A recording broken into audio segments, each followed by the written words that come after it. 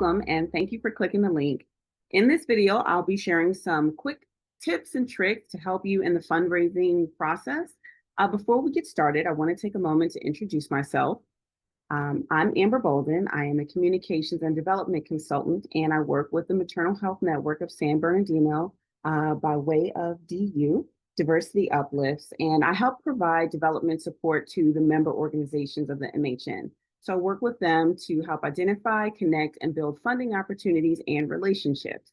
My entire fundraising and development career has been spent in the nonprofit world, engaging with a wide range of organizations on the state, regional, and local levels. I started my career in Baltimore City. I earned my master's at UCR, and I've been invested in the IE ever since. But enough about me. Let's talk about you. Today, we are going to cover a few topics based on the survey responses that some of our member organizations gave during the February MHN convening.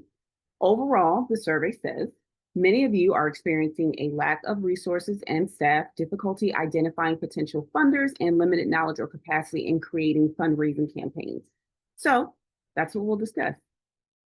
In diversifying revenue streams. So with your grants, you want to pursue multi-year grants always. That is always best. Single year or funding is good. We'll take it, but whenever you can, of course, you always want to pursue multi-year grants. Include everything from various levels, local, national, international, if possible. You take it all. But consider platforms like Foundation Directory online to identify potential funders. It does cost, so if you can't afford it or if your organization doesn't have the budget, maybe consider a partnership that you may have that could help provide access. Sometimes fiscal sponsors might be able to provide access, or larger organizations in which you have a good partnership might be really helpful. Maybe you want to think about individual donations. With individual donations, think of donor retention strategies. So you want to make sure you're keeping people engaged and connected. Strategies like personalized updates and recognition programs to maintain the growth and grow the individual contributions. So keep them updated, let them know what's in the loop, let them know how the funds are being used, or who else has even come on board. That's always just rewarding to hear. Funder briefs are also another really good way to keep in touch. So you can just let them know, again, like what the work is, what's being done, what's on the horizon. And that's, again, another good way to kind of keep individual donors informed and many other types of donors informed, but I think especially good for individual donors as well. Schedule check-ins. So sometimes just make a note to check in with this individual. Just, see how they're doing, do a check-in. We lose that sometimes, but it's still a good thing to do. Don't shy away from it. Notes, handwritten notes, those are still good at times, or even just a quick email check-in.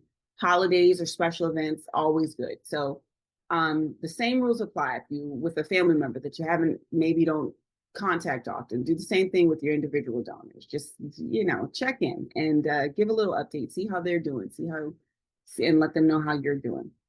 With corporate partnerships, now this one, you want to develop sponsorship packages for sure. Be quick about it. Make sure that you're clear, very concise, and you always want to be clear and concise, but especially with corporate partnerships, you want to develop sponsorship packages that align with the business values and offer kind of mutual benefits. So foundational tools that you'll always need for a corporate sponsorship or for corporate sponsors, especially, but for any funder, are a sponsorship deck. So if you don't have one, you definitely want to spend some time developing that, and a 1 to 2 pager, which just kind of outlines your organization, what you do, what you're about, the levels of funding that you are seeking, and that sort of thing. Lastly, but not least, only on this slide because we're moving quickly, but earned income. It's always good to have earned income. Here, you want to think of like fee-for-service models or social enterprise initiatives that generate revenue, or you could even consider allocating like a percentage of your services or sales or even speaking engagements. Sometimes organization members are paid to speak. So maybe reinvesting some of that into the org could be a good way to kind of start to build like an earned income reservoir. But there are many ways to do it, and it's encouraged. It's definitely something to consider, especially as the funding landscape is changing.